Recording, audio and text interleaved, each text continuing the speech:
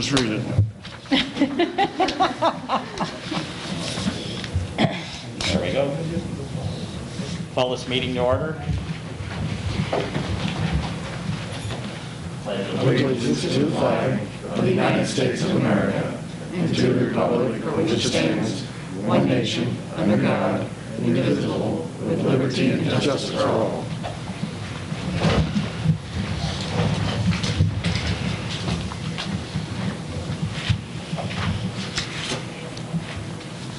Just need to do an approval of the agenda. Motion to approve? Second. Business items. Okay. So we will move on to looking over the budget. The idea here is that you get a chance to talk to department heads on the large ticket items, the capital items that we're asking for this year. We'll start with the budget overview. This is kind of the introduction, and then we'll get to the departments themselves. So we start with the same chart that we've looked at for the last few weeks during our work session. Again, it's the large paper that we're looking at. So we start with what we consider the unaudited balance of 1,734,379. That's in the purple on the left. We have changed the revenues based on the latest tax reports that we got. So we've increased those a little bit. So we ended up with a total revenue now of $2,039,927. Still going to be in the red operations based on what our revenue is.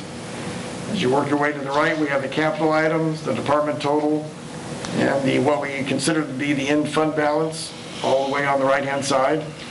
And as we drop down, for a capital project, what I've done is I've put in the police remodel in this section because we would be depleting our debt service capital improvement fund below what it should be, which it shouldn't be below whatever our debt is.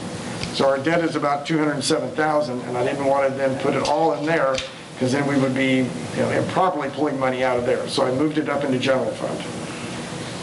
So that leaves us with a deficit of $627,000, our in balance minus what the $61,000 is in the revenues less operations, still leaves us at a 50% fund balance. So we've at least approached what we want to do by our code, not by our code, but by our recently adopted policies. And then if you drop down, we again have the enterprise or dedicated funds. Some of those have changed, such as the cemetery fund. We've taken out wages and benefits, or salaries and benefits at this point. Now it's put in operational, $10,000 for a contractor. We have all of the streets included that we want, the streets that I've budgeted for at this point. If you want more, we can spend more. It just gets into the reserve. So your in balance on streets, which is line 23, your in balance of 503,000 would be less. And then we've got the debt service. I've included the city hall, the police department remodel. That's at $210,000. So I've split it between that and the general fund. And then the rest of it is pretty much as we presented it. We did add in a revenue source for capital projects, and that's $337,200. Part of that is interest. The majority of that is $325,000, which is the half of the PIVA money out of general fund. So it's a transfer from general fund. So we start with a beginning balance of $6.2 million. That'd be the bottom line and the funky looking green. And then our ending projected balance is $5.8 million. So any questions on what we've got lined out in this? Yeah. Happy I had one. When you came up with the $325,000 from the PIVA, how did you just went to the 50% number to come up with that? Yeah. Well, the only question that brings is what do we do the following year to come up with that $325,000 to add that back if we take that second $325,000 out of the general fund? That's the issue that we could come up against next year. I'm hoping we have enough that's left over from the departments this year, that we would have a nice reserve to then pull it back out again next year. But no promises. Have we had that kind of monies in the past that you could? Have we? I mean, that's something that Sue would probably know better than I. I mean, we've been getting, our balances have been going up year to year. Right, 325 is a pretty big number. It's significant, yeah. And, would you want to put that in roads? You want to put it in, what we're looking at is just putting it in a line item to let it sit and then decide what you want to do with it. So when we passed that, I guess it was just an agreement, that wasn't actually an ordinance. Are we bound to that number? No, I'm following what you requested, and I'm trying to move it over. We'll still have it. We'll still have it in a fund that you can use it for anything. But it's just going to be, it won't be a fund balance as opposed to a fund balance in the general fund. It'll be a fund balance in the capital projects. Right. So we could spread that out if we needed to over more than 1 year. Oh, yeah. Okay. Okay. Any other questions? There'll be more. It's a long evening. All right, so that's the introduction, just to kind of get things kicked off. So I will have the chief come up next, and he'll talk about his capital request.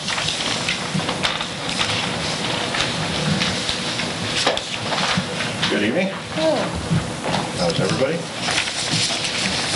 So looking at the comparison, how do you guys prefer to go through this? I mean, the only major capital expenditure that I'm looking at this year, minus the renovation, would be the police cars. For the newer members on the board, in several years past, we implemented a plan with the previous boards to try to replace 2 vehicles a year. We lease those 2 vehicles every year.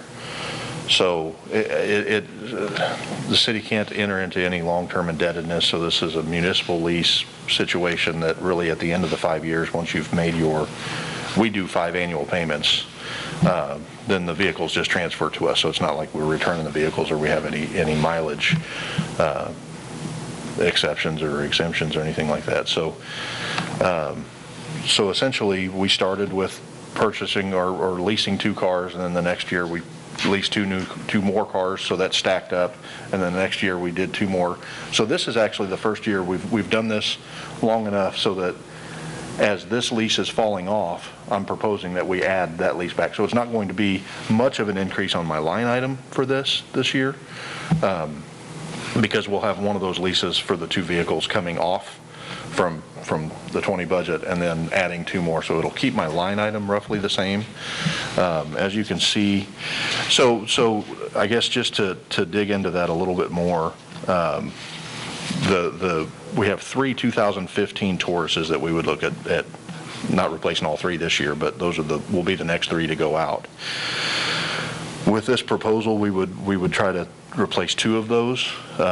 Again, in years past, the initial idea was to try to sell the cars at 5 years or less with some resale value. The Highway Patrol rotates theirs out at 50,000 miles, give or take.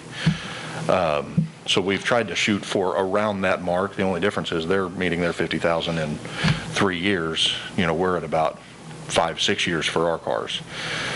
So one of the cars now has 51,000 miles. The other 2 are still lower mileage. They're 39,000, 36,000 miles on those. However, all of those have had issues, and the Sheriff's Department, and I'm sure nationwide, have a flaw with the turbo system that's in there, with a oil leak that gets into the turbo, messes up the turbo. We've had to have several of ours replaced. It's usually $500 a whack for that. The first few years, it's been covered under warranty. And in fact, right now we have one at Ford with the majority of the engine broken down and trying to replace and fix the problem, which they are also covering under the powertrain warranty, which we're lucky, even though it's at the 5 miles or 5 years. They are covering that under the extended warranty or the powertrain warranty. So I mean, we would anticipate that happening with the two other cars that we have. If this proposal were to go through, one of those would be likely sold this year. So we would, and then the one that we would keep is the one that's being rebuilt now. Even though it's a higher mileage vehicle, it's already had those repairs done, and we would hope that that would suffice for, assuming we keep this program for the next year, and that one would go out next year. So the hope initially when we implemented this was to be able to sell the two cars. I mean, I started in on this, but I changed my train of thought. Sell those two cars while they still have some resale value, be able to use, although that money goes back into the general.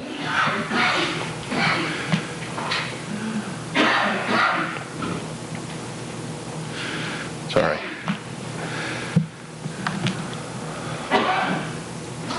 I didn't want to keep going. I didn't want you to miss anything. Sorry.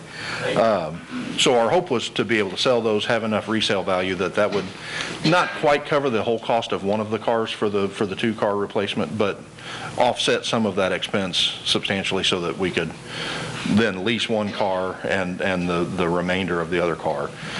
In the leases that we've done in years past, we have included the equipment that we need for the upfitting with that. So, you know, whatever we can reuse, we do, light bars and whatnot, you know, but everything has a life expectancy. So as things start aging, the siren boxes and radios and whatnot, we try to replace those at that time with the new car instead of replacing everything at once.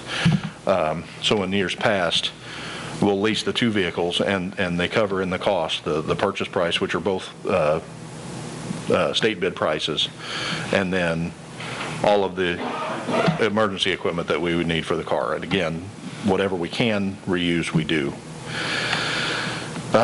So, like I said, this year, if this is approved, then there would really be no substantial increase on that line item. I think we had it at 94,000 this year, 94 and some change, and it'd go up to 96. Again, that's just kind of a rough estimate on those. I haven't gotten hard numbers because we were so far out. They couldn't honor those lease numbers months ago. So I would anticipate it being roughly the same as what that line item is for this year. This mask keeps creeping up on me. I can't stand them. Do you anticipate, due to the problem with the vehicles that you just referred to, that their resale would be affected by that? I mean, I wouldn't imagine. One of them has some cosmetic damage from, you know, backing into this or, you know, that. We've maintained the vehicles. I mean, they've been fixed when the issues have come up. Like I said, should this other vehicle, the problem with the warranty work is they won't warranty it until there's an issue with the problem with the vehicle. We ran into that a few years ago with some Chargers we had. The fan blades would break off and then pierce the radiator, and we had 3 that were sequential VINs.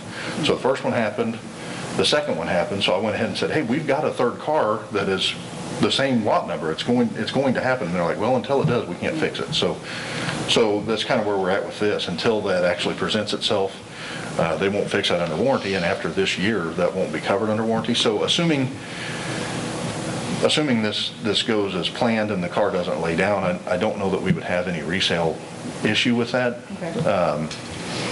But like I said, the other vehicles that we would be selling have been replaced, have been fixed, have been maintained in that. So I wouldn't imagine that would be an issue. It could be if it ends up laying down on us before the budget is approved and we have to order those. Then that would be a bridge we'd have to cross. And the last car that we had bids on, I know we only got one bid, was not very high, but that was an older vehicle, is that correct? Yes, that was the, we got rid of 3 cars. We got rid of the old gold Crown Vic that had sat here for years and years and years. We were basically going to surplus that and just sell it for scrap, and a neighboring department could use it. So they bought that for $100, which we figured we would get at the scrap yard for it. The other 2 cars, I think, brought $6,100 combined, which was another Crown Vic and that Taurus. And then the 4th one of those went to the building department to replace the Crown Vic that they had. And then the fire department still has a Crown Vic that was rolled down from a few years ago. So no, it didn't bring a ton of money.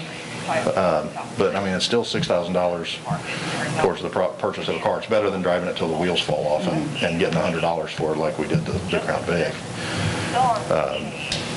on the other side. But yes, it is going to be, the older the vehicle is and the higher the mileage, obviously, the less that's going to bring. In years past, we've done gov deals and some of those, and we could look at some of those auction sites again. That's kind of what we looked at this year as far as a price comparison for what to ask, what the other vehicles were going for. So similarly equipped vehicles on gov deals were going for around that price. So that's what and again, it went to a neighboring department that was going to put it in service and use it. So. Okay. And are you planning to switch all the cars to SUVs? Or is that just until another sedan comes available that would be worth it. Like they've discontinued the Tauruses again.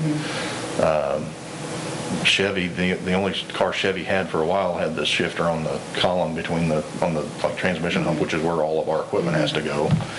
And I mean, we haven't had great luck with the Dodges, but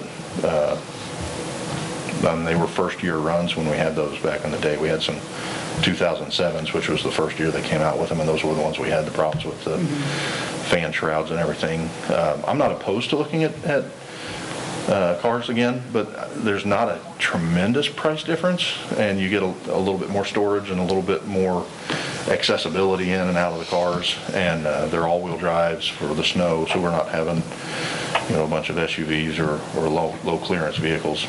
Luckily, we haven't. I'm not even going to say that.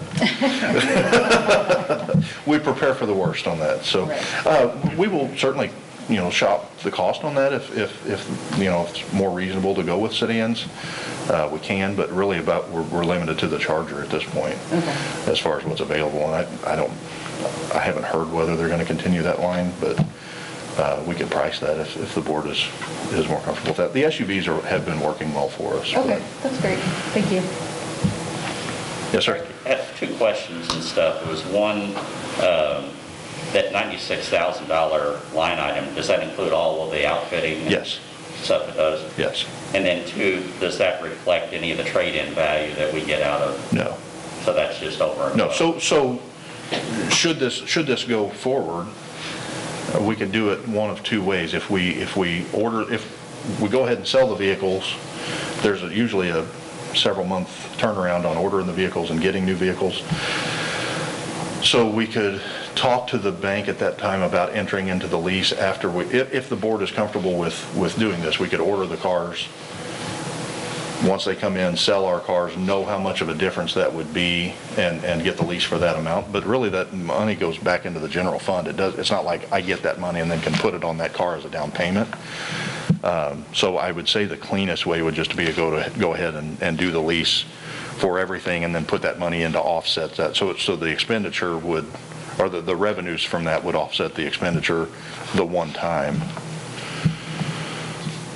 So what have we been getting for vehicles that we've been selling other than the $6,100? I mean, is that about normal? Well, the year before that, we gave the truck to the street department and the Crown Vic to the city, so we didn't get to sell any that year, and we sold 2 older cars then. I don't remember what those brought, but I mean, we've done well at auctions and we've done poorly at auctions. I know it seems like we usually get about 5,000. We got 5,000 for that Trailblazer that we sold, and that was years ago. That was at auction.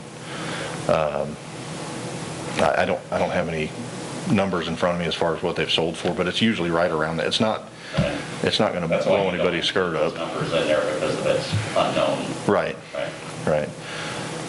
So essentially, it ends up being about $20,000 for the lease. So it's 5 annual payments, and it pays off, at that $20,000 a year until that's paid off per lease. Is really about what we're at, a little less than that. So we would look at 20 some coming off of this, and then 20 going back into it. So in fact,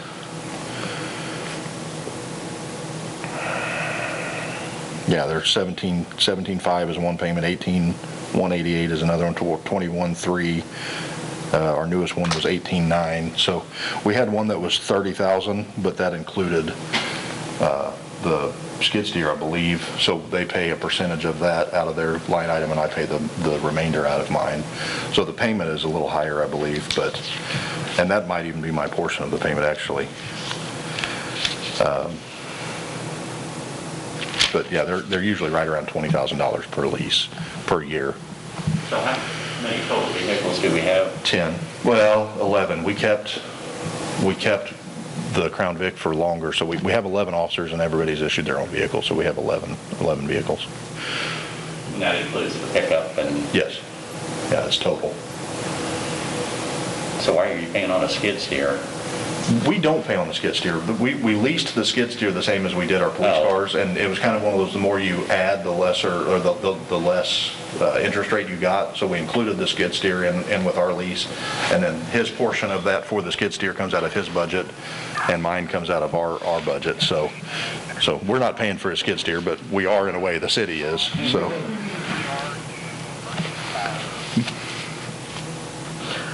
And then the only other item, does anybody have any questions about the cars? And then the other item is the police remodel, which I think we're going to bring up again later in this meeting. Yeah. So, any other questions? All right, thank you. All right, so up next is Toby Carrick. On your budget overview, we have included a new line item. So his revenue is now $64,652, but there is an added operational expense of $30,000. And this is for the COVID-19 marketing that the state has approved. And Toby can explain that a little bit more. Sure, I can start with that first if you want. The state of Missouri has put together a grant program that has made money available for marketing that encourages people to visit, but travel responsibly, to wear masks, to keep social distance, hand sanitize, wash your hands often while they're visiting. So in the program, it's 100% reimbursement from the state. They have given us kind of a dollar amount to look at, which is quite a bit more than we could probably pool together. But we have some funds from this year's marketing and from the $30,000 next year's marketing budget that we could put together a package. It looks like it's about $54,000 that'll include digital, print, radio, billboards, social media. And again, the goal for the whole process is that when the package ends, it's November 20th is the last day for the entire program. Everything is 100% reimbursed. So everything we spend by that time and the appropriate messaging will be reimbursed. And we have also included purchase of some hand sanitizing stations and some masks for the Welcome Center to hand out in case visitors don't have them. So the expenses there, but the goal is at the end of it, we are completely reimbursed. They ask for pre-approval on all print ads or all advertising forms, actually. So we will not be expending money without knowing ahead of time if the state is going to reimburse us for that. Any questions about that package?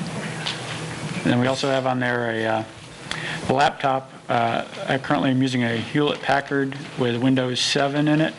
I think it probably goes back to 2014, 15, somewhere in that time range, looking at the files on there. My goal would be to have a computer that we can do our own graphics work with. Especially with something like this grant program, we're actually creating a lot of ads that are going to the state for approval. They're giving us turnaround time to make sure it's approved, and then we get it to the outlet that we're using. So it's crucial to have the ability to design our own things, and also for brand consistency, where we can make sure we have the same font, same graphics going, no matter what media outlet we're using. So I'm actually doing some of that on a personal Mac using Canva, which is a little, it's interesting software, so my preference is to use Adobe, which has a little more detail to it. Any questions about either of those items? All right. Thanks. So tonight, it's like a soap opera. I'm playing the part of David Bova. He had to take his daughter to college. I said, don't rush back. It's her first day, first year, so it's important to be there. And he didn't have anything. The one thing that we are doing that department is overseeing is a change in GIS. Right now, TWM is our contractor. Our contractor is running out. We're going to switch to the CMO RPC.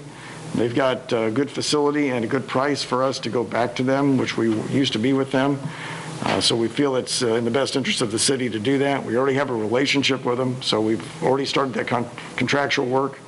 It'll actually be front-facing so the public can have access to it and look at it. With that, we're going to have 2 licenses for those that can edit. So that would be David or Steve. They can take care of it. So when we make changes, we can go out there and do the readings, do the GIS. We're looking at getting some summer help to help us locate where lines are, where manholes are, getting depths, getting that information and get it on the GIS system. If we do some part-timers over the summer, 8 weeks worth, we can get a lot more of that located and get those folks out there. There's engineering students that would love to have that experience. So that's something we're looking at next year.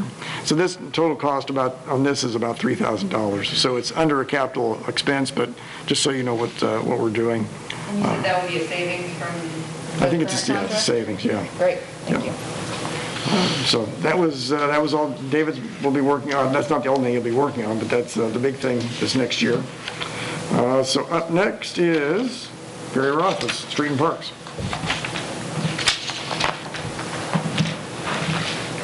Good evening. The master plan improvement on the park, is that the rent money from the tower? Yes. So that's kind of self-explanatory there. On streets, I got to replace a dump truck bed on a 2006 Freightliner. We actually had that in the budget last year, and it was approved, and Martin and I decided, not knowing where the tax receipts was going to be and everything, we pushed it off to this year, so it didn't get replaced last year. I want to replace another 1999 John Deere lawnmower. It's a front mount mower. We have a turbine blower that goes with that, so we don't want to lose the mower and lose the blower with it. So that was that. A 24-foot trailer to haul our mowers across town instead of roading them like we have been. And then the street projects, you see that on the spreadsheet that Happy provided you.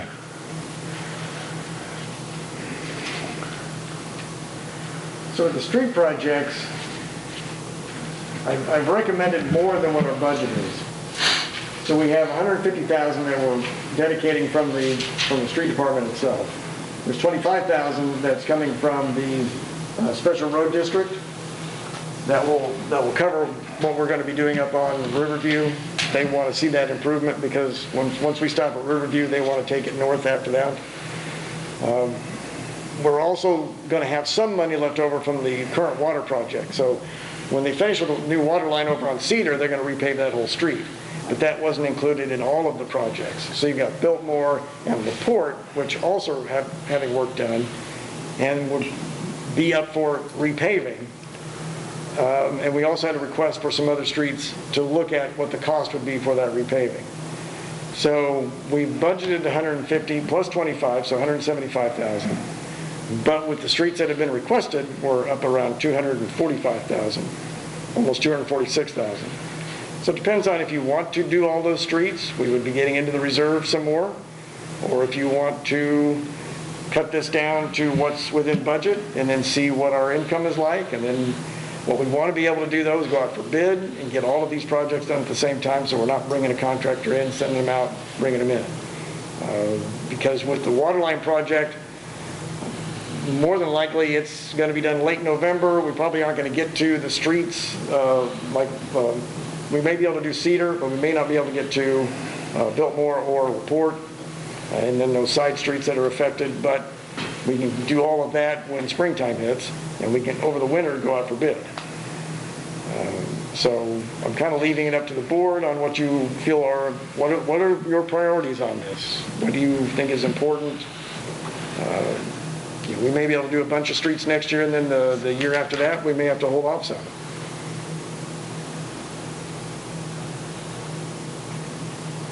Terry, got a question here. This $245,000 number, which column does that represent, A or B? So that is what I've recommended. If you look at where the cost is, it's got cost of 2.5 inch and cost of 3 inch. It's got an A or a B next to that. So if it has an A, it's a 2.5 inch. If it's got a B, it's 3 inch. And what that is part of is they'll figure a street at 2.5 inches to do a 2-inch overlay, and that's a 1/2 inch for level and wedge. So some streets, if they're in worse shape, they may figure a 3-inch to be a 2-inch overlay and use 1 inch for the level and wedge. So does that number only represent the ones that you have A or B by? I didn't do the math. Yes. Yeah. So if you wanted to add anything else, it would be on top of what that total is.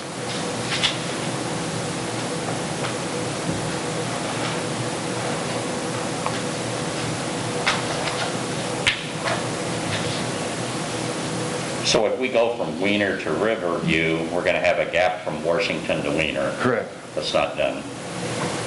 Right.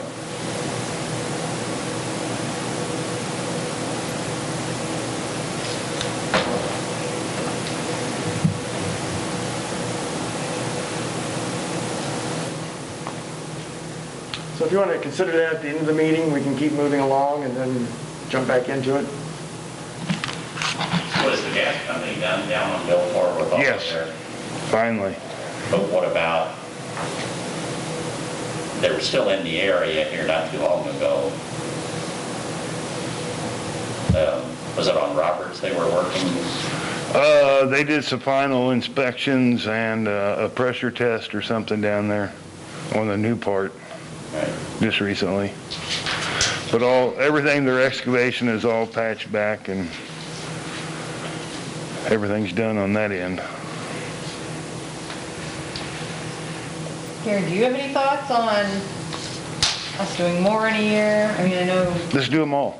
oh, okay, well, I mean, Well, it it's- affects your department. I know you're not Well, doing, the thing of it is, the more we can do, the more we can save without having to be complete street replacements, 10 more years down the road, so, yeah, the more the merrier.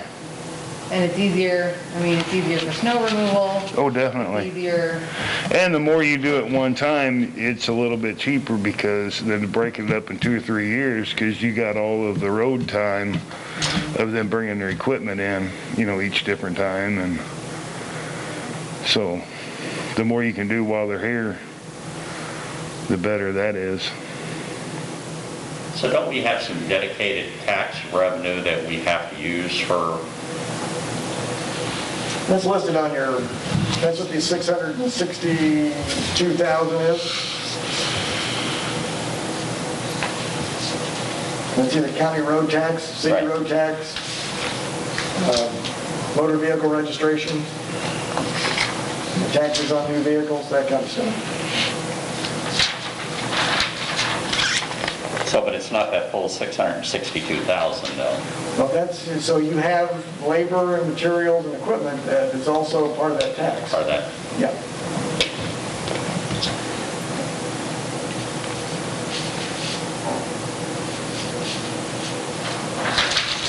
Happy, do we know what, if we did decide to go with this, the almost $246,000 number, what that would bring our percentage down to from that lovely 50% that we have now? So we only dedicated it for the general fund. It doesn't apply to the dedicated fund. Oh, I'm sorry, that's right. So we don't have to worry about those. It would just be from the reserves from the dedicated fund, excuse me. Thank you for that. Which we're saying, right, so that's the 503 number. Right.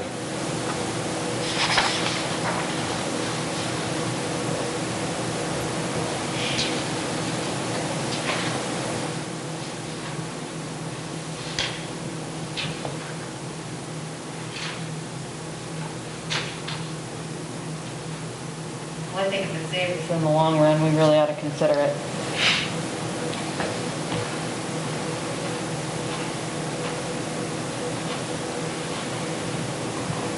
so the wall that we talked about, where does that come into being?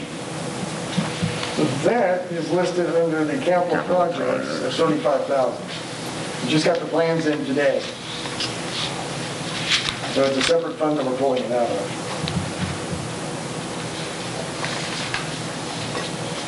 if the board approves it when we go out for bid.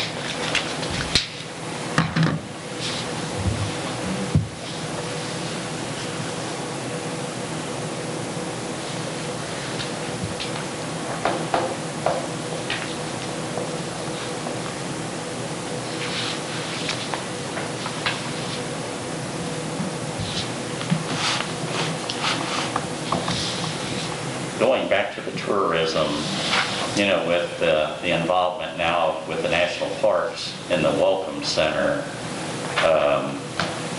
what is our savings going to be there?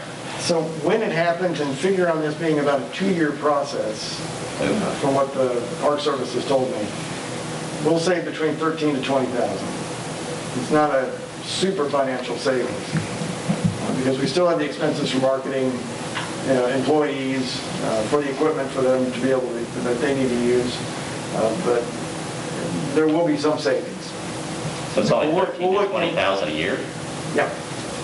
When I look at just the building and the utilities, that's, because there's no cost of the building. If you're looking at utilities, maintenance, that's the amounts that we budgeted, that's what it is.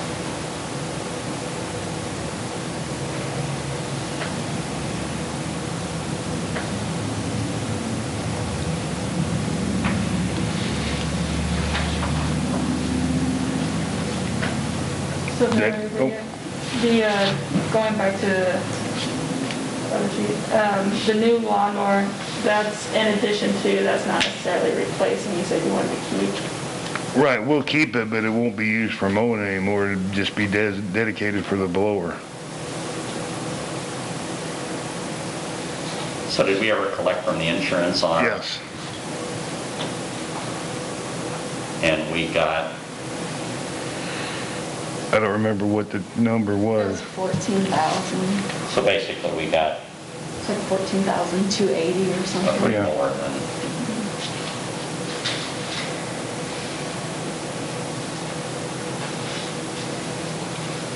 you know, Gary, at the last meeting, we talked about how to save on mowing, you know, Progress Parkway, and I don't know how everybody else feels. I'm not much in favor of that with the amount of use that people use that walking trail out there, but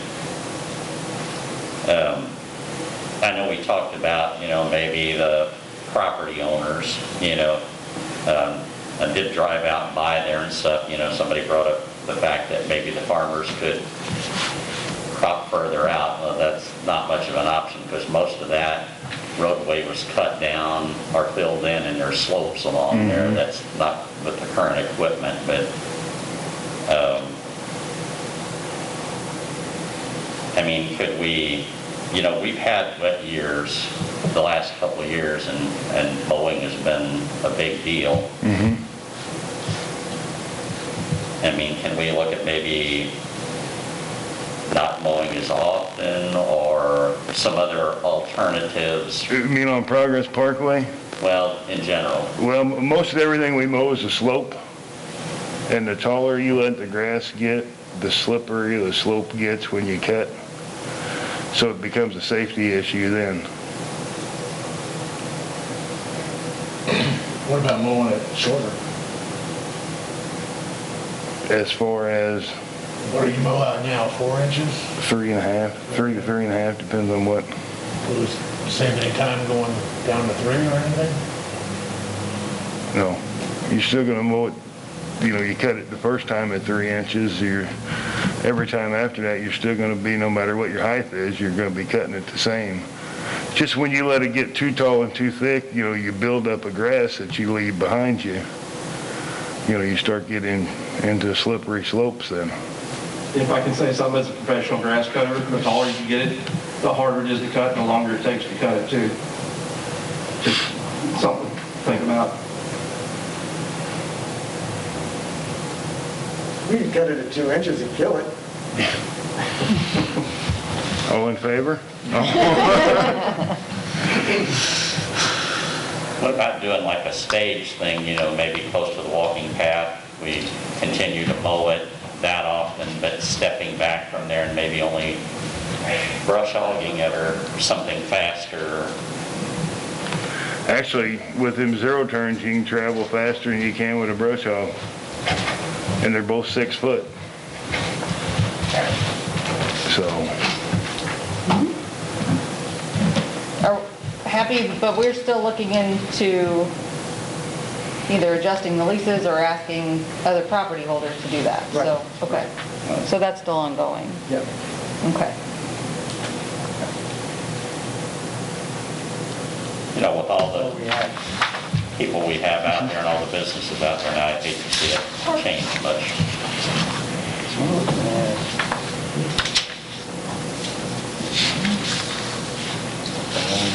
Gary, is there any streets that aren't on this list that are worse shape than these? I didn't hear the first part. Are there any streets on here that are in worse shape than these? Well, I mean, like the Biltmore, the LaPorte, part of 4th Street, all have to be done because that's part of the water line. You know, it'd Yeah. be senseless to spend the money patching and not redoing them.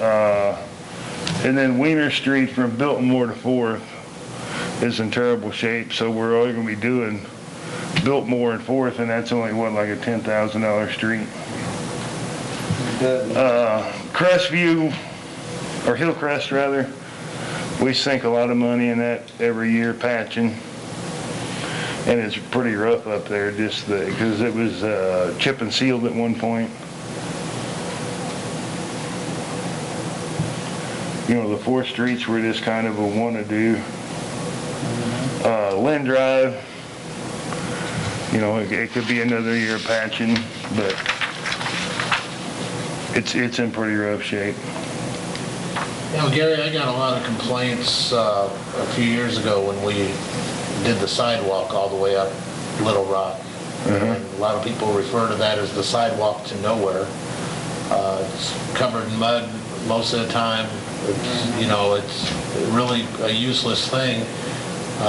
My only problem with any of the streets on this list is doing the roadway there when it's normally mudded over anyways. Are there any other streets we could do for about that price? Oh, I'm sure. That need it more or that are traveled more? Yeah, we can. I mean, that is one of your ways in with people from the ferry. You know, that is a business also, and, you know, that's one of the first roads they travel when they get into town. I think Buck would agree to me, but I'd have to add 9th Street to this list. Oh, yeah. Yep. You know, with the traffic, you know, and it's only periods of time, but it's pretty rough. Yep. Yeah, I mean, without addressing, I mean, all the other streets on here I see a need for, especially, you know, with 9th Street. I think if we spend any money on Little Rock, just based off the feedback I got for our sidewalk to nowhere, I would like to see something else in the place Sure. of the Little Rock. Yeah, you could put a traffic counter up there and find out. You would probably see that there isn't all of that much traffic compared to other ones that are really needed. I apologize, we didn't get a price. I didn't get a price back to us in time to put it in the spreadsheet, so I don't have an exact number for 9th Street, but you can kind of figure on probably about the same as Little Rock or close to Parkwood. I mean, without the railroad and fixing their crossing and their easement alongside the road and everything, it's going to be a maintenance nightmare with all their gravel all over it, the mud from the flooding. I just don't see spending any money up there. Sound like that. I'd agree, at least for this year. The last work that was done up there was oiled and chipped, wasn't it? I don't believe so. I don't think that was ever oiled and chipped. Some of it was. Not since I've been here. I think it may have been to the park entrance possibly. But not north of there, I don't think. Well, before we talk about adding any streets, I mean, are we gonna add everything up here and just get rid of Little Rock? Are we just gonna do the ones that are recommended A and B? Because the ones that are A and B, that's where the 245, 947 comes in. So that's 1, 2, 3, 4, 5, that's 6 from this list.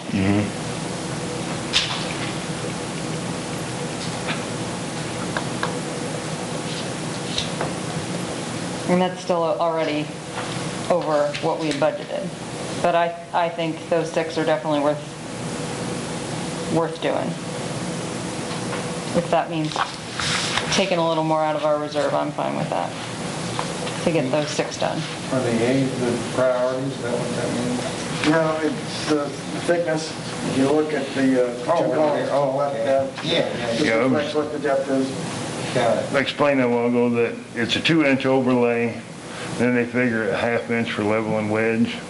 On a street that's in worse condition, they'll figure a 3-inch, so you get a 2-inch overlay Gotcha. and level and wedge.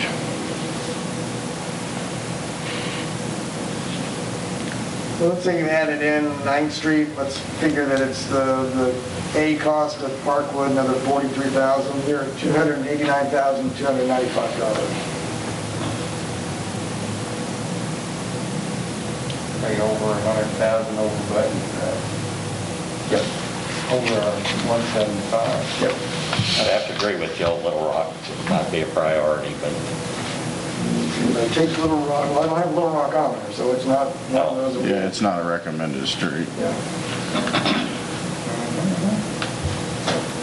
We're looking to do that early next year, or is there any of this can be done this year? Or in the next budget? We're figuring it's going to be next year. Not going to be in this calendar year? No. I think the only thing we're going to get in is Cedar Lane with that water line project. Oh, okay. Yeah. When they're finished with that, then we're just going to end up at the end of asphalt season, we won't be able to get anybody in. Yeah.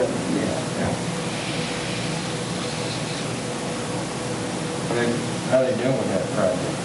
Cedar Lane? I didn't know. Steve's back there. He's The next. streets cut all the way down, so materials got delivered the day before yesterday. That's a start. so doesn't this 245,000, that represents about what we've done each of the last 2 years, doesn't it? Yeah, So we didn't do anything this year. right. So, We didn't have a lot left over. No. I thought we'd have more as our, that would be your fund balance. Did part of that last year wind up coming out of this year's budget? Part of Chadwell. Yeah.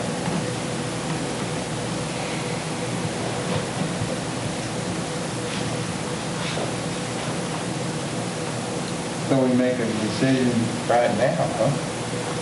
so do we have to? I mean, I'd like to take this list and actually drive the streets. And I mean, I trust your opinion, but Yeah, you do. in the Park House parking lot, I would wait on that Right. until the core area is being developed on the master plan. right? And I don't know where that's going to fall into phasing. And so the size and Well, shape the of that. parking lot is going to stay there no matter what. Well, the parking lot will, but my understanding is that it could be extended to meet up. And Yeah. so do you want to patch in Sure. or do I you would want- rather see it done because it's going to be to the point shortly where it's going to have to be replaced. And as much as the park's been used in the last 2 or 3 months, Oh, yeah. is unreal. I mean, So I is that whole loop area inside and there's still a flower bed there, Yeah, there's Yeah. a or an planter island type of thing? But you're talking about that whole area, out in front of the park house. right? Yeah, for the most part, it should stay the same, but I thought I heard Nick mention that it could be extended towards that plateaued area where the, I think it would step down though, because there's an elevation drop there anyhow.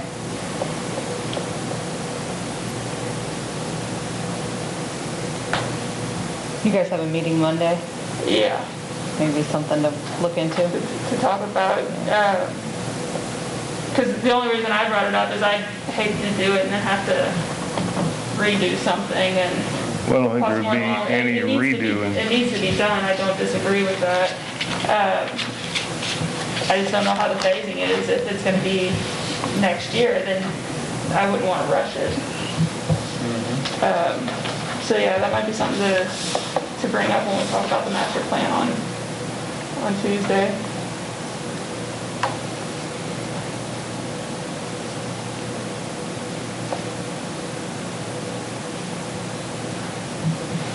So does that concrete coping go all the way around that parking lot?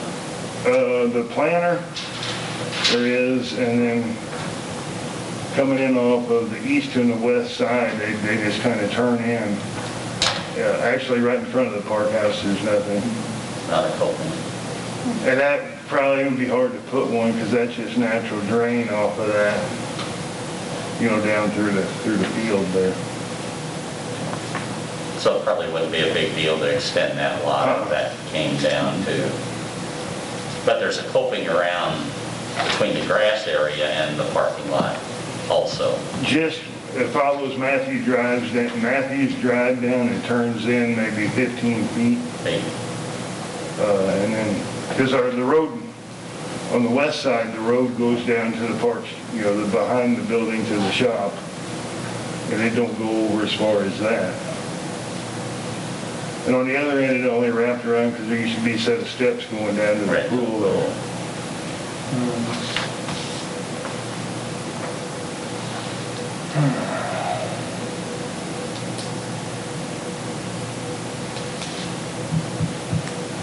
Okay. Okay. Well done. Okay. All right, up next, Steve Wilson with Sewer and Water.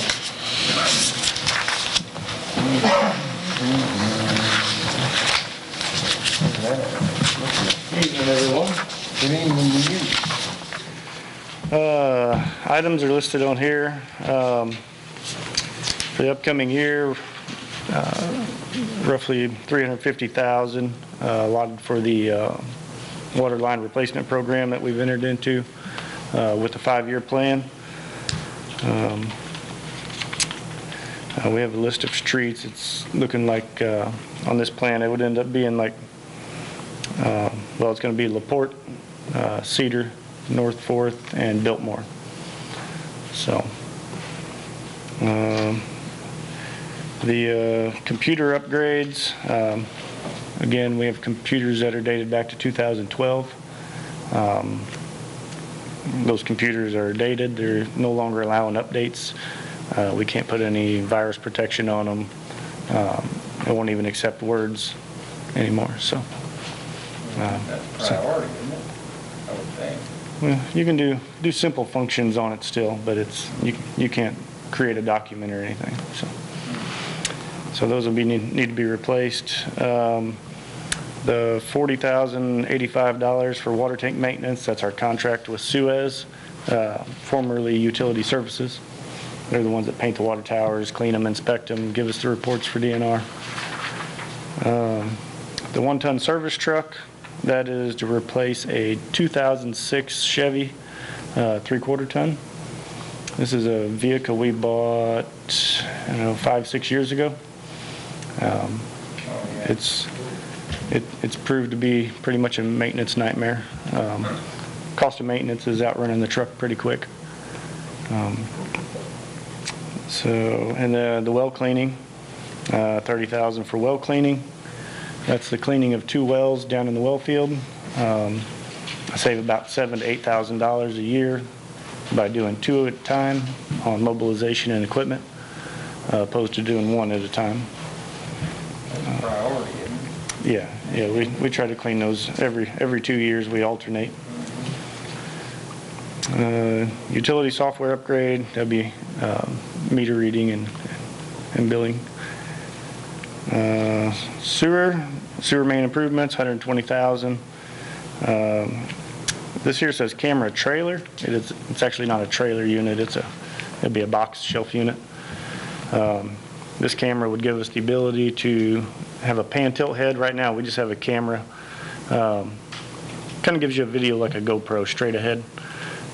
This one would actually give you the pan tilt where we can inspect the seams of the pipe, the joints, look up laterals, inspect manholes. What's the Yes, clover pipes. I actually got that on here. size can you go into? 3 inch, 4 inch, No, without the wheels on it, you can go 2 inch. 2 inch? Yep. And that's just like, As long as there's no turns. no turn? No turns. You get into a turn, you better back out. Huh. You get your camera stuck, and then you got to dig the street up. And, That wouldn't be, yeah. Gary wouldn't like that. So, On your service truck, are you buying used again? no, that number come off current state bid numbers for a 1-ton regular cab truck. It's a regular cab 1-ton. Last one we bought was $29,000. That was in 2016. It's a regular 1-ton 4-wheel drive, still hand crank windows, no radio. Yeah. You're not gonna use it out of town, I wouldn't think. No, if we have to rent a piece of equipment or something, we may have to, go up to Chesterfield and rent a vac trailer or something from Vermeer. But yeah, that number was state bid. Steve, under your water tank maintenance, that $40,000 number, I mean, what all does that include? I mean, surely that's not cleaning and painting all the towers. It does include all of that. Not every tower gets painted every year. Every 3 to 5 years, depending on the condition of the tower, based on their inspections, they'll either get an internal paint or an external paint. Well, during 5 years, it gets both on all the towers.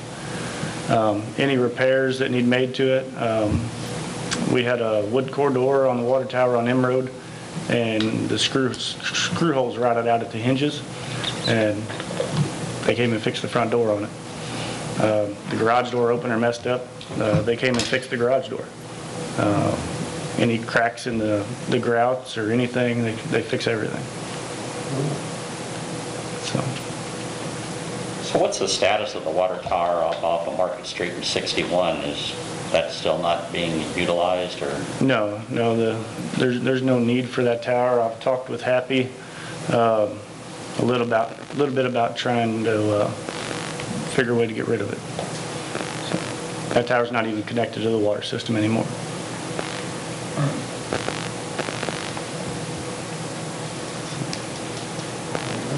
Surplus property.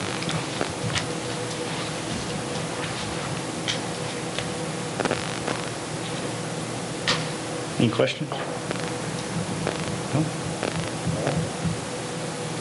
All right. Very good. Thanks. Thank you. Okay, let's Ken Steiger with Fire Department. There's Kenny. Good evening, everybody. Good evening. I've got a few items on the list. Item number 1 was painting the firehouse. This is something that I brought to the board's attention over the last year, that we really need to start doing something out there. Last year, I had the painters come in and do some interior work, and they gave us ballpark figures, come out about $45,000. That's a lot of money, but the last time this thing was painted was in 2010, so it's been 15 years since we've had it painted. Or actually 10 years, 15 years we've been in it. When I had both the contractors look at it, they were saying that some of the things weren't painted completely like they should have been. We're showing some exposed rust on some of the structural steel in our training tower. And the interior of the training tower, a lot of the cement blocks weren't sealed from the weather. So if you go up there, you can start seeing some hairline cracks in the blocking up there. So we're requesting that we somehow or another find money to get that building painted and painted right. If it gets approved, I'm going to sit down with the contractors and we're going to write up a spec and do it the right way. The last time it was kind of, if anything, maybe a little haphazard. They only did parts of it. We want to do the whole thing and do it right. You don't have that one of them contractors that did it last time. Well, there was, I wasn't part of the operation at the time, but I think there was some restrictions from the city about how much they could spend. Oh. So they presented one thing, and then they had to choose another option, and they were also doing the engineering work on Pine Drive in front. So they asked for some of the money that was going to go towards painting to help pay for some of the engineering and took away from some of the available funds. Well, that makes a difference. Yeah. So that line item, we're asking for the $45,000 to get the thing painted and painted right. Is that to paint everything or just the masonry part? That's painting everything, including the steel, which would include taking care of the steel, wire wheeling it down and sanding it and blasting it and everything that needs to be done.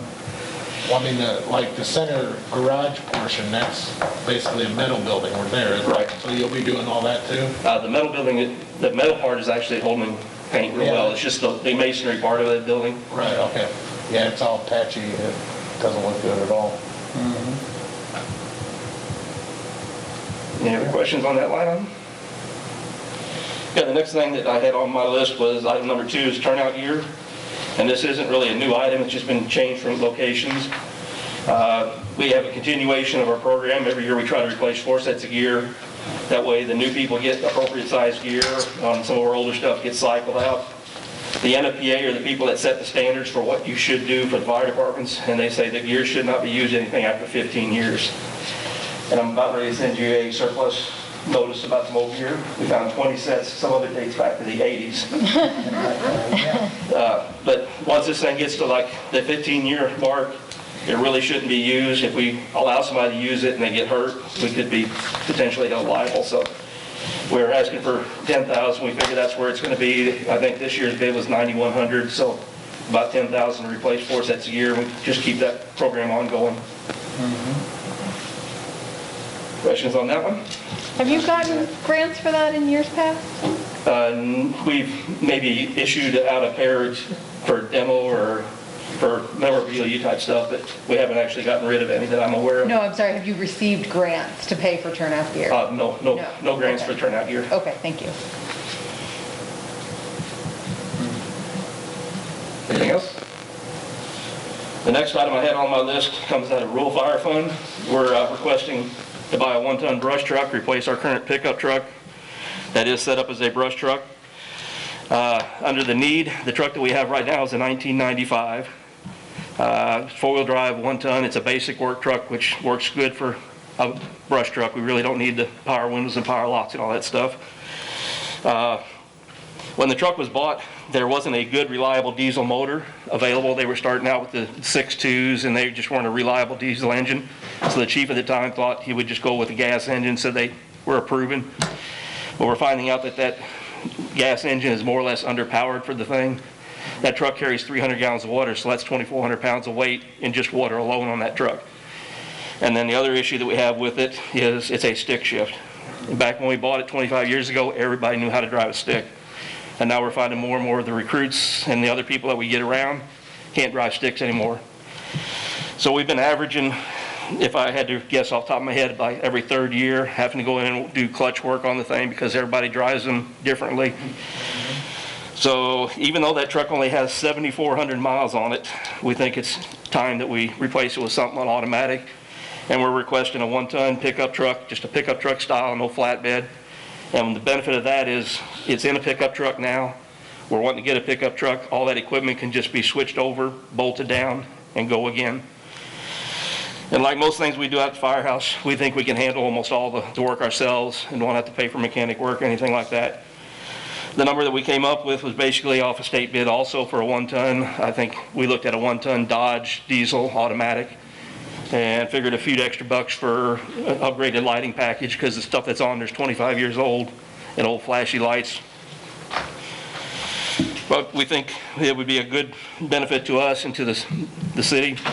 And that money is in Rural Fire Fund and is available, so it wouldn't require any fund out of the general. It would come out of our Rural Fire Fund, which is traditionally used for smaller vehicles, emergency repairs, and matching grant fund money. Kenny, is that a 2-door or a 4-door truck? 2-door. 2-door? We thought about doing a 4, but when you do a 4-door, you start getting a longer wheelbase and it makes it harder to get around some of the places we have to for brush fires.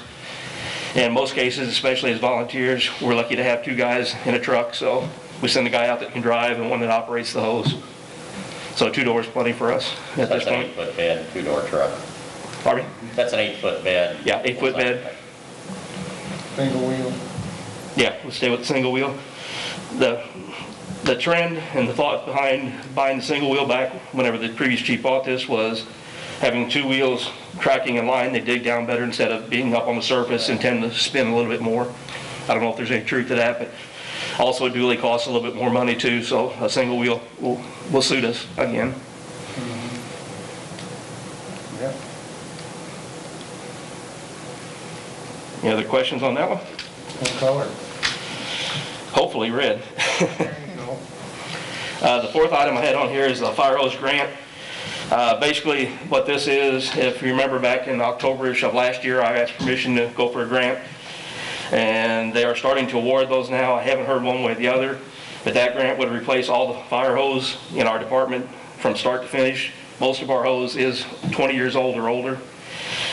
Hopefully we can get the grant, and then if we do that, our match is only 5%. So the actual cost of the hose, when I went back and reviewed the grant, was $64,880. So our match would only be about $3,500 if we get the grant. If we don't get the grant, I would probably come back to the board sometime in the next couple of years and ask for some funding to try to replace that hose. We haven't had a lot of it fail, but occasionally we do have one, and I hate to have a fireman inside have a hose bust and he lose water pressure and get hurt because of it. But we should know something. I think from what they were telling me that we should have the results by the end of September, I think is when they're supposed to have all the awards announced. And if not, I'll probably come back to you, ask for permission to go for the grant again for the same thing. I think it's a pretty important thing. How many miles of hose do you use? I figured it out, and I don't remember what the number is. I'm going to say it was somewhere around 8,000 or 9,000 feet. We're carrying 1,500 foot on our two pumper tankers. On our ladder truck, we're carrying 1,000 foot of just 4-inch supply line by itself. Right. And that's not including all the attack lines and smaller supply lines and things. Right. Yeah. Any questions on that one? The only other thing that I'd like to remind the board, and it's not on the list, is there is a line item in there for vehicle replacement. Remind the board to please consider keeping that funded. I did talk to, I told Happy about it, I talked to my salesman that we bought the last 3 trucks from. And when we bought the ladder truck, we kind of agreed to make our 93 pumper last till 2027. So that truck will be 34 years old by the time we hope we get rid of it. Asked him what a truck like that would cost, roughly 2026, keeping with the same design we have with the pumper tankers. And he told me if he was budgeting for it, he would budget for $750,000. So reminding the board to please try to fund that as much as you can. Otherwise, in 2025, 26, we're going to be looking at a $750,000 expenditure with whatever funding has been put in that account, and then have to figure out how we're going to do the rest. So please keep that in mind and do whatever you can to help keep that funded too.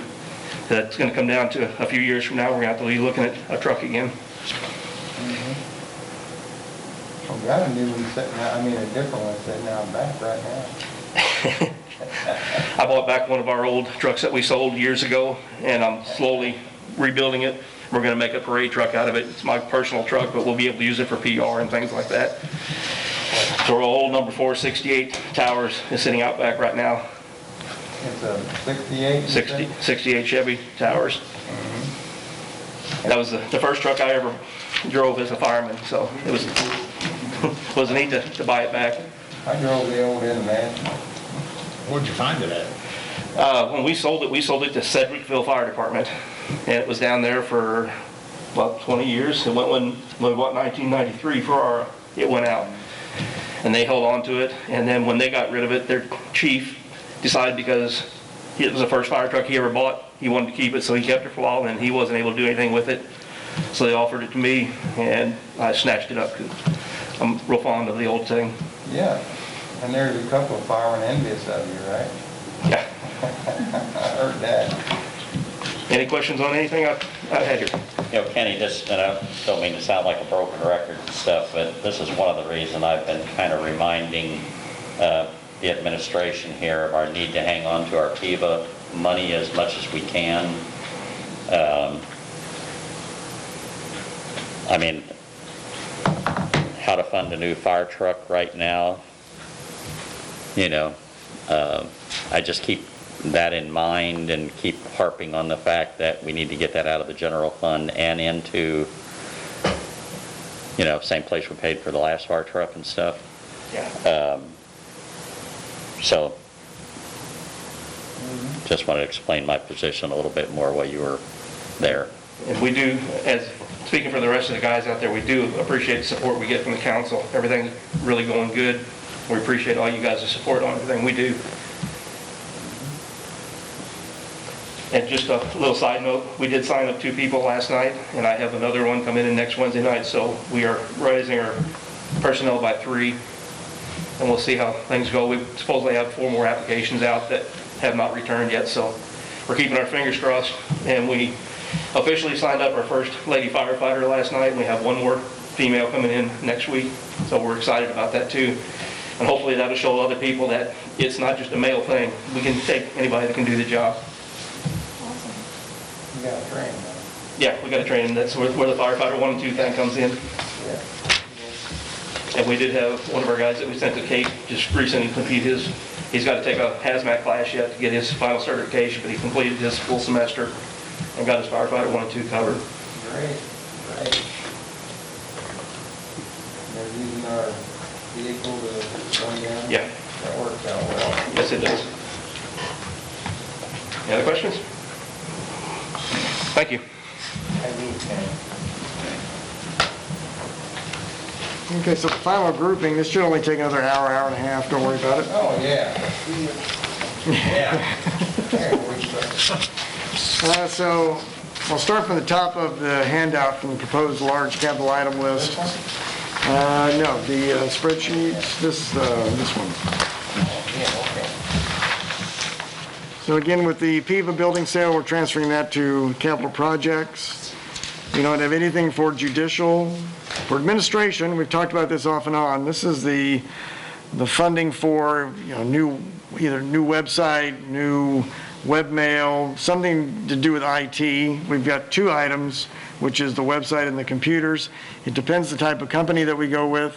It may be a company that can provide everything, so we can combine those amounts and then you look at that as a yearly type of, or like a kickoff amount, and then it will have a yearly type of maintenance cost that we'll have to look at after that. You would have to anyway with a new website. You figure the cost of that was going to be about $28,000 to $30,000. It's about $7,500 to $8,000 a year for maintenance. So you're going to have those costs anyway. Webmail would be about the same thing, about half that cost. I take that back, about $5,000 a year. So we will need to include that at after this, but this is the initial amount to get us started. So again, we didn't have anything with community development. With the cemetery tax, we are going to have $10,000 now dedicated to have somebody do the grass cutting at the cemetery. We'll work on that. We've got the old contract. Pam got that for me, so I've had a chance to look at it. We'll work on that over the winter and try to perfect it. Moving on down on the second page, down to the debt service. Police Department remodel. You have the sheet in front of you from Steve Bacon. Based on the original cost that he had, and then he broke it down into percentages, you can see how he came up with the close to $261,000 for the police department remodel. One of the reasons that it's the most expensive is that it's the most involved. So on the police side, once you go through those doors, you're going into all the bathrooms, all the plumbing, all the, the cabinetry, the toilets, all of those appliances that need to be redone. Plus, we're putting in a new door, hallway, all the offices that need to be torn out, put back in, roof, floors. I mean, it's everything. So, or not everything, it's the majority of what would happen in this building. It is about $60,000 more than I was anticipating, but if you want to do it right, this is the way to start off. So maybe next year we don't jump into redoing the boardroom and or the city hall side. We wait a year, rebuild that fund, and then come back and look at it. Based on this amount, it may only cost another $100,000, $150,000 to do these 2 rooms. There's not as much involved with getting them done. So it may be where you want to move ahead with that and get it completed or not. And some of that will also involve putting in we'll internally do some more shelving and room construction downstairs, areas for plans. So we've got a number of things that would be going on with that. And it would also help correct the problem with the water, because part of the construction is to build a sump pit in the lowest pit. And instead of just setting it in that pit that it is now, we're going to dig down, actually make it a sump pit, and then all the water can drain into that sump and then pump it out. So it'll be dry. We just have to figure out where some of that water is backing up in that hallway. We've got a good idea. We just haven't had time to explore it yet. So again, we broke that up between the debt service, which is the half-cent capital sales tax that we have, and general fund to try to break that into the right amounts to fund that project. So you can again see all of the items that are included and the cost, again, based on what Steve estimated on his plans. We have not received the full set of plans yet, waiting to see what the board wants to do moving forward. So that's the debt service. Any questions on that? So capital projects, we've got the plans today on the wall over on Washington Street. Talked to Citizens Electric on how they want to take care of their pole. They've got a utility pole right there, just right smack dab in the middle of where we're constructing. They've got it figured out. It won't cost us anything. That's part of our agreement with Citizens. So that's a cost we don't have to worry about.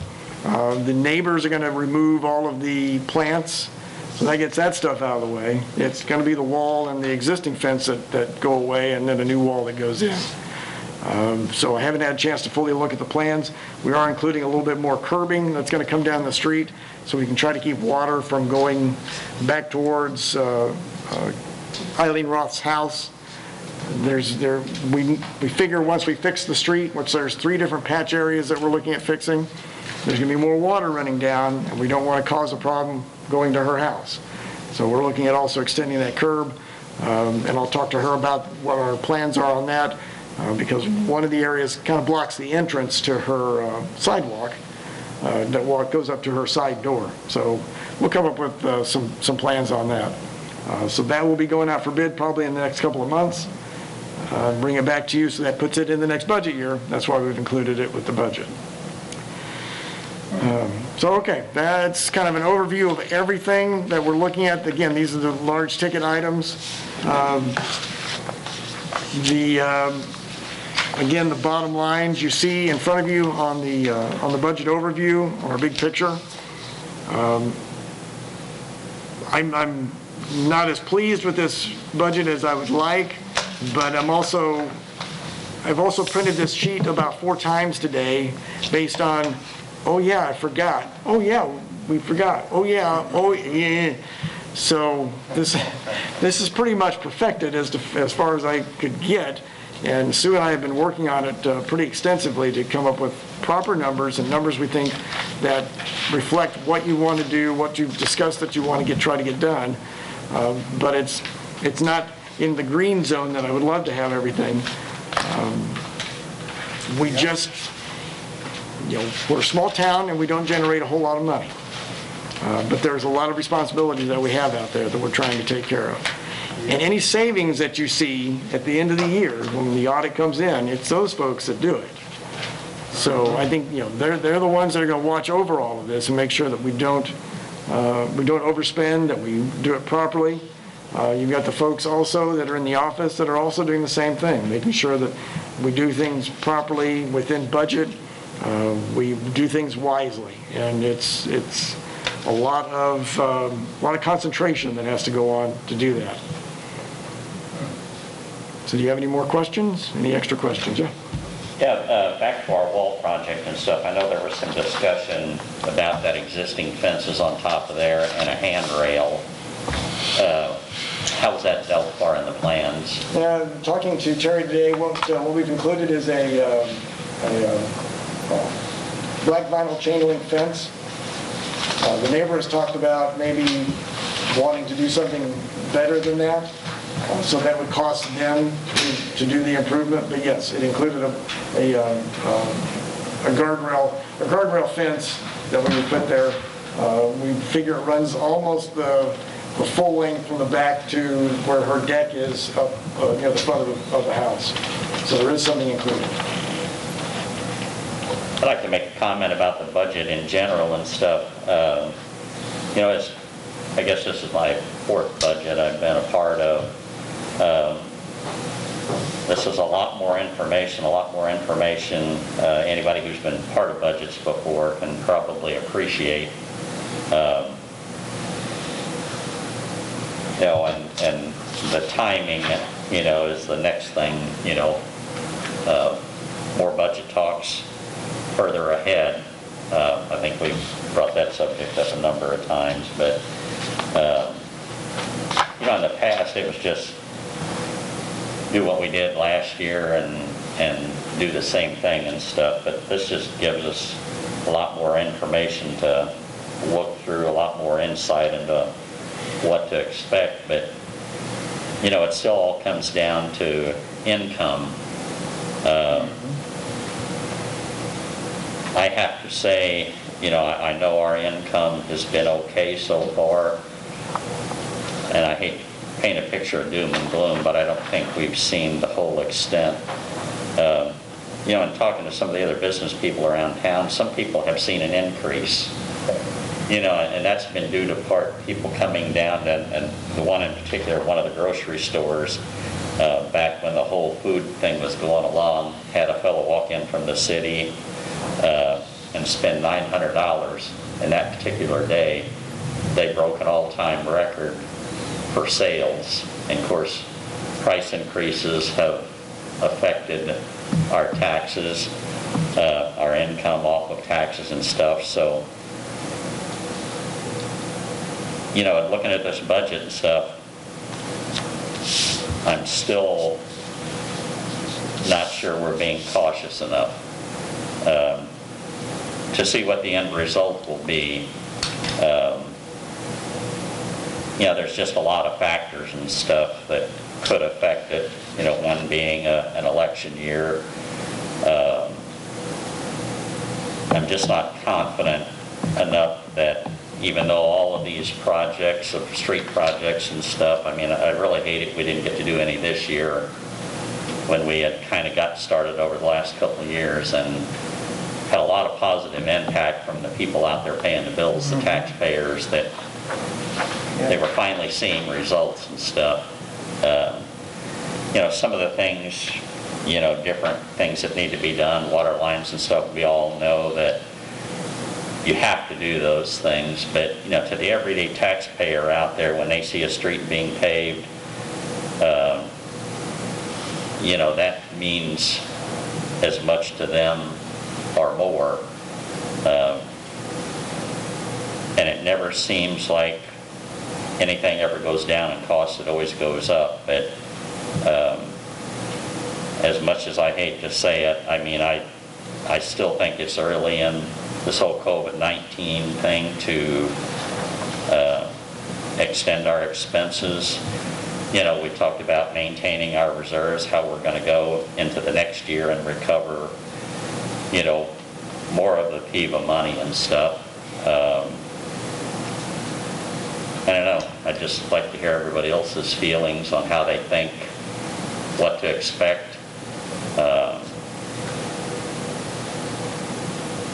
My opinion is operate on the side of caution. You know, we can always go back into things next year and do budget amendments, you know, to change things. But I just don't think we're through this thing yet. You know, we heard earlier in the year, you know, in a matter of a couple months, this would be gone. And what happens? But our numbers keep going up. So, I don't know. See what everybody else thinks. Is that to suggest that you think we should cut back from the recommended street? I don't know. Are you looking at the whole budget? I'm sorry. Are you looking at the whole budget pulling back? Or are you talking about anything in particular? You know, just in general, I mean, I know there's a lot of additional things we're talking about. We're talking about, a remodel job of a, substantial amount. We're talking about, some new additional vehicles.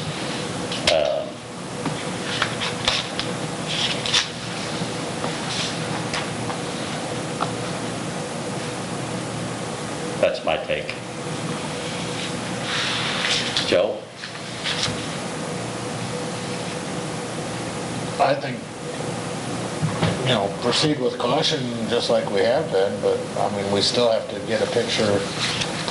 I mean, the budget to me is just a suggestion. I mean, we still have to follow it, but I mean, it's just a guide. I mean, we can still elect to hold off on what we need to hold off on based on each month's numbers or each period or however they look at it, but I mean, we're just approving a plan.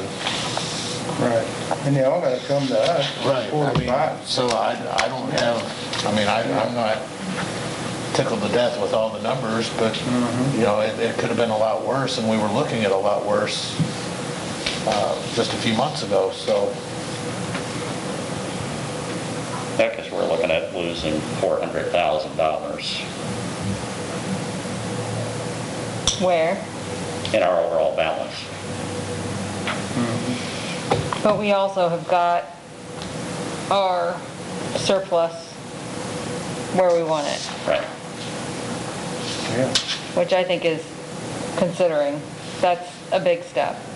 And I think that if later, if we've committed to a certain number of paving, if we've committed to a certain number of vehicles already, and things start to change, that we've got the money there if we need it, and then going forward, once the pandemic's over and things have leveled out, then we work towards that 50% again. Yeah, I'm not saying I don't approve of the budget. I'm just saying operate on the side of caution. Well, most of our departments do that daily anyway.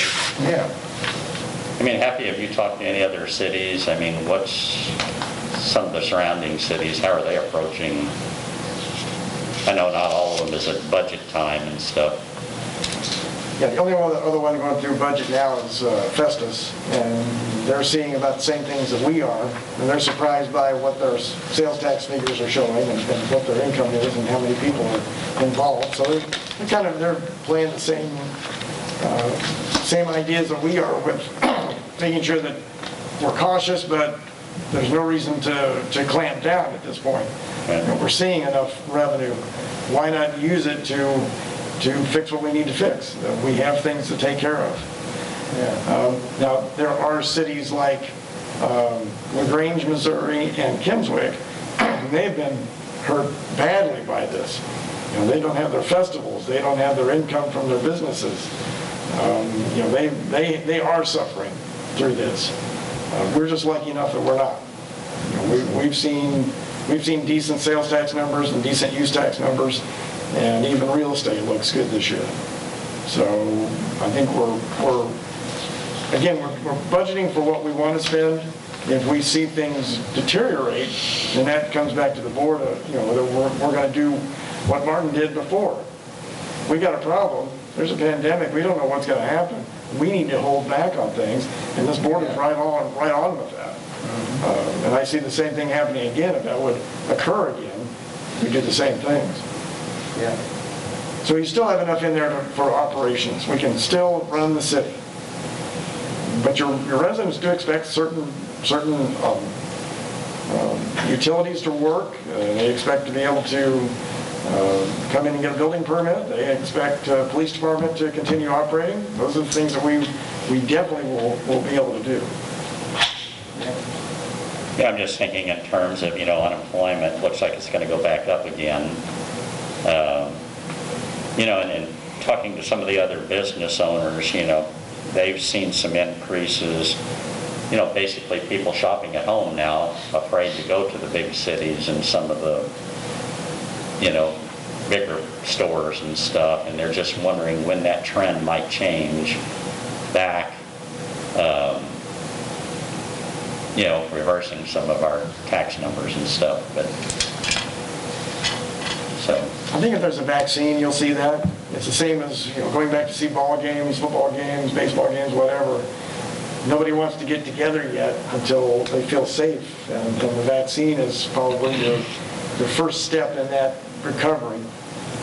And it'll take years, really, for people to get comfortable like we were 5 years ago. So Happy, do you think that the streets is another discussion for next week? Is that something you need? Well, I'd love to have it done tonight, but I understand the need to think about it. We can discuss after the board meeting, just do a work session afterwards. We want to try to nail this down. It depends on how often you all want to meet.